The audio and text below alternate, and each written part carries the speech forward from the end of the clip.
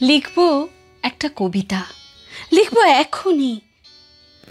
ঘুম ভাঙা চোখে হাতড়ে কলম খুঁজছি।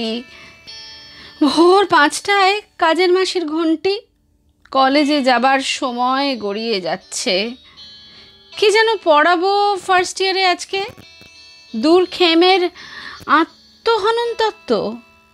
ক্লাস থেকে ক্লাসে, ক্লাস থেকে ক্লাসে, ক্লান্তি। একটা কবিতা লিখতেই হবে আমাকে। বাড়ি ফিরলাম 1:15। মলিনা আসেনি। মেঝেয় দুধের প্যাকেট, ছড়ানো তোয়ালে, বাসন কোসন, পেপার। রান্না বসিয়ে স্নানে ঢুকলাম 1:30টায়। ফ্রিজের ভেতর হালুনি মাছের সাঁতার। দুপুরে একটু না গড়ালে পারছি না। শরীরে নামছে আলস্য ভরা নিদ্রা, কিন্তু আমাকে লিখতেই হবে কবিতা। মা কেমন আছে দেখতে বিকেল গড়ালো। সন্ধে 6টায় স্কুল থেকে রোড়ও ফিরবে। 7টা নাগাদ নিতে আসবেন কে যেন। অন্তবিহীন কবিতা সন্ধ্যা কিংবা তীরধনুকে চাঁদমারি নিয়ে টক শো। মাথা কুটে মরে হৃদয়ের প্রাণভোমরা। পরম লগ্ন যায়, বয়ে যায় বাতাসে। আমাকে এখন লিখতেই হবে কবিতা।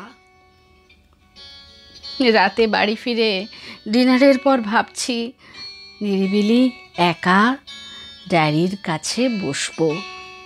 অথচ তখনই যত জমে থাকা গল্প, সারাদিন পর দাম্পত্যের আড্ডায় গড়াতে গড়াতে চমকে দেখেছি ঘড়িতে 12টা বাজলো।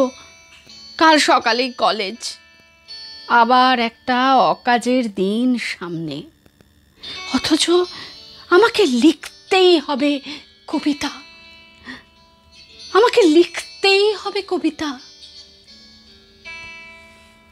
কবি মল্লিকা সেনগুপ্ত। কবিতার নাম কবিতার জন্মলগ্ন।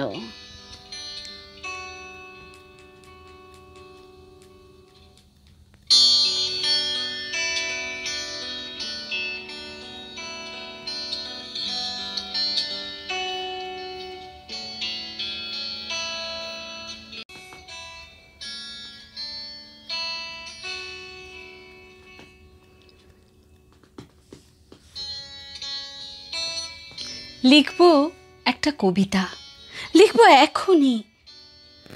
ঘুম ভাঙা চোখে হাতড়ে কলম খুঁজছি। ভোর 5টায় কাজের মাসির ঘন্টি, কলেজে যাবার সময় গড়িয়ে